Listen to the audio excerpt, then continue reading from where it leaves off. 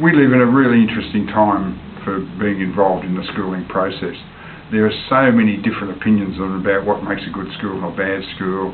Federal, state governments all have views, parents have views, kids have views, teachers have views.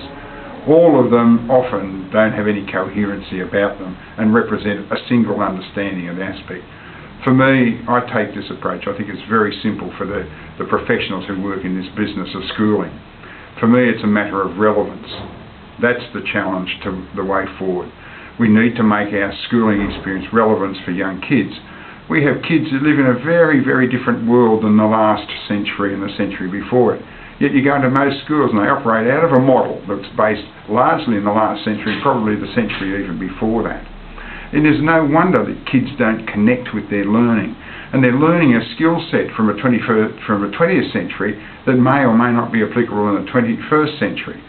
So for me, the challenge is relevance. How do we make the schooling experience relevant in the kids' lives? How do we match the relationship between what they experience on a day-to-day basis in the world and be an experience they experience in schools? And that means we need to fundamentally rethink a range of the things we do.